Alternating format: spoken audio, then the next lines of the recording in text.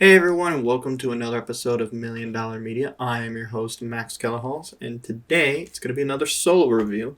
I haven't done one of these in a while, and it's going to be on the third biggest movie of the year, or maybe fourth, depending on when this review comes out. Jurassic World Rebirth, the seventh movie in the Jurassic Park franchise. It's had an interesting history. I love the first film. The second one's okay. Third one is a guilty pleasure. I do enjoy the first Jurassic World, but then the two sequels are both equal, just get progressively worse. So, needless to say, I was slightly optimistic by the idea that the original writer was coming back and that this movie was going to be made by Gareth Edwards, both people I really like. And honestly, Rebirth. I thoroughly enjoyed watching the movie. It's a fun action-adventure movie with some great horror scenes and some awesome dinosaurs. Exactly what you want from a Jurassic Park movie. And it's just a fun little adventure that takes place in a world filled with dinosaurs. And it's also like the first time in a while that I actually kind of was in awe of these creatures. The one thing I love about Gareth Edwards' style is that he conveys scale very well, and you get that on full display in this movie. The dinosaurs feel huge, and they're going after the biggest ones in this movie, so you got to make sure that they feel massive.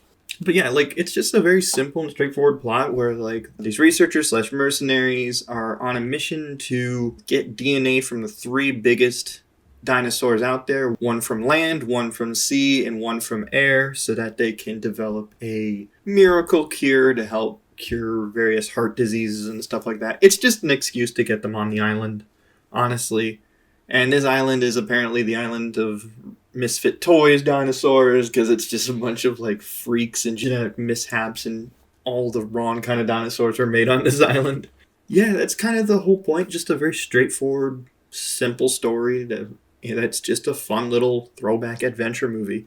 Now, is it as good as the first one? No. Does it have some issues? Yeah, some, but it's honestly for me, I just kind of turned my brain off and just had fun with it. Wasn't really critiquing it, because the whole movie just has this nice atmosphere to it. I don't know what it is. It's like our main characters with Scarlett Johansson and Mahershala Ali, just really fun characters. And I think that Jonathan Bailey stole the scenes mostly for me. I really liked his character as the scientist, and I don't know, I've never seen Wicked before, so this was really my first introduction to this guy, and he impressed me because he was very charismatic, he was really sweet, he really, made you care about wanting to preserve these dinosaurs in some way, and yeah, Scarlett Johansson's character and her little, not relationship, but her back and forth with both Jonathan Bailey's character and with Mahershala Ali's character, one being more a nurturing, caring kind of friendship, and the other one being just a old friends kind of relationship. Yeah, and I really liked a lot of the characters in this movie. Honestly, it's been a while since I've seen the movie, so I don't remember any names, but I do remember the overall feel of the movie being oh, this was really fun. There's a whole B plot in this movie regarding a family going on a vacation, going sailing, and they get marooned by a mosasaur. And I thought at first, I was oh no, why are they throwing in these kid plots again? Honestly, ever since the first movie, all the kid plots in these Jurassic Park movies have never been good, and they just kind of get annoying after a while. However, in this movie, because of the dad played by Manuel Garcia Rolfo, honestly worked for me because they all felt just natural, just people. Where all of these mercenaries are just doing their own thing. These are just people who are just unfortunate enough to be on this island. And I like the little, arc that the boyfriend character of, his eldest daughter. I thought that was a really fun arc for that character, because I straight up hated him in the beginning. And I was oh, I can't wait for a dinosaur to eat his ass. But no, after a while, he kind of grows on you. He starts to get really funny. A lot of the jokes landed for me with him, and his, dynamic with the dad is really funny after a point. It brings me back to that old Jurassic Park kind of feel where it's at first, Ian Malcolm is charismatic, but he can kind of come off as a dick, and then by the end you're oh, I love this character. Yeah, just a lot of the characters were really fun. Just a lot of background actors too. A lot of cannon fodder. There's one guy who just has the most unfortunate fucking death from I forgot the name of the flying one in this. But yeah, that one, Jesus. There's a lot of fun action sequences. The Mosasaurus boat chase is really fun. And that leads into like a Spinosaurus chase because they kind of pack with the Mosasaur. And that's really tense because the boat keeps moving back and forth. And, oh man, it's just a really well done sequence, especially considering like the other movies always had the Mosasaur in it, but they really don't do much with it aside from it kind of being like the Deus Ex dinosaur at the end of the Jurassic World. But in this, it's like, oh no, we're actually going to do a scene in the middle of the ocean with a Mosasaur, and it was really freaking cool. The one that's like from the book, apparently, from like the first like Jurassic Park book that they brought back into this movie is the T-Rex riverboat chase. Honestly, that was a really, really cool scene. It was super tense. I liked a lot of the things that they were doing with it, with the T-Rex. Like, the T-Rex feels threatening again.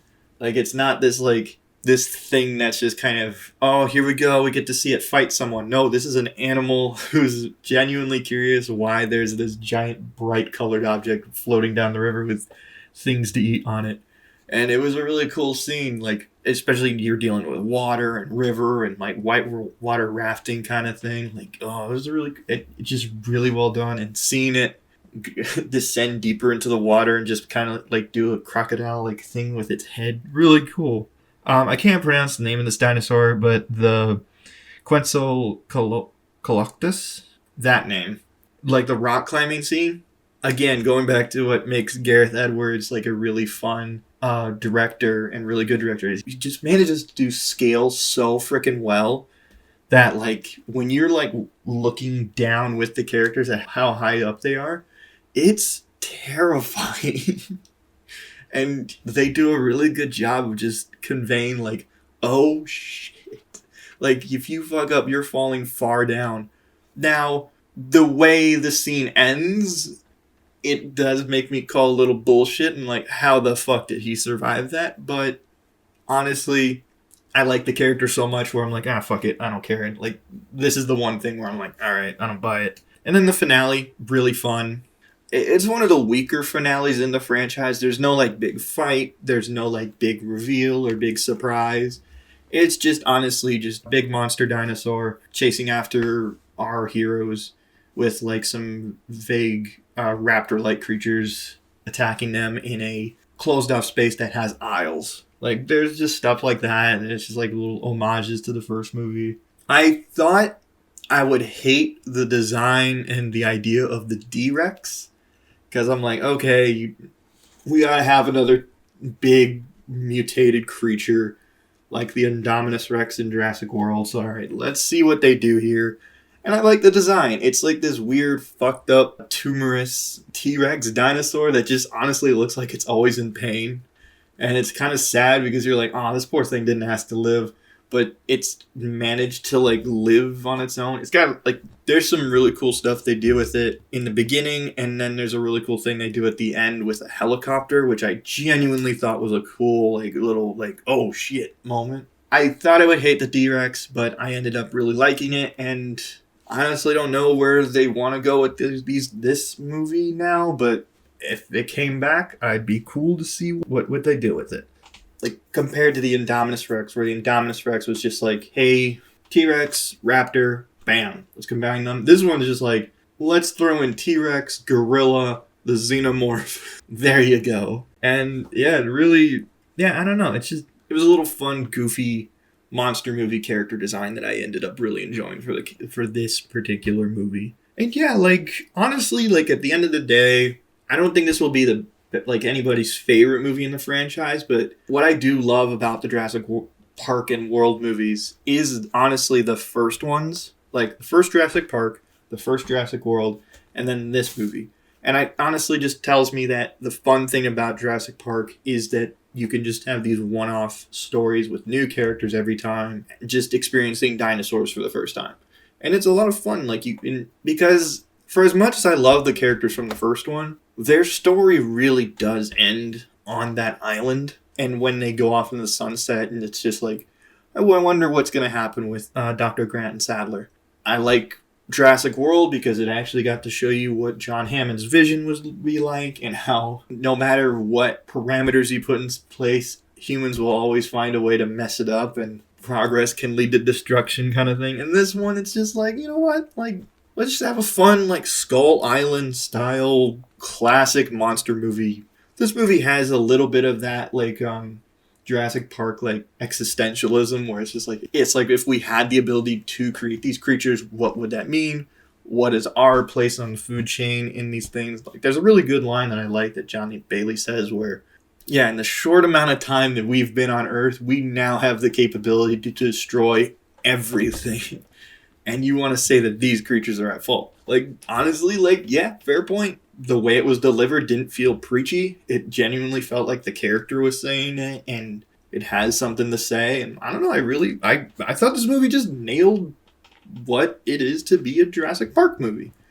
And yeah, I don't know where they're going to take the franchise going forward, but yeah, I'd be really cool to just see more standalone stuff. That's all I got to say about this movie. If you like my review, it's a little short review.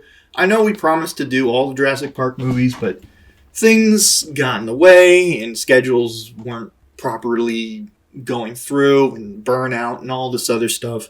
And so I just decided I'm just going to do a solo review for this movie. We're going to have a bunch of other reviews coming out soon for various other things. I know we have a K-pop review, we have our Superman review, we have our Fantastic Four review. We're going to have reviews for various other movies that we missed over the summer. I think like How to Train Your Dragon is going to be one of them. And honestly, I can't wait for you guys to check those all out. Please subscribe to our Patreon. We're going to put a lot of stuff on the Patreon very soon. I'll make a video announcing what we all plan to do on the Patreon. But for now, any little bit helps just to further us along so that we could really push this channel in a great direction. But yeah, that's all I got to say. Please like, subscribe, and share, and I hope you all have a good day. Bye.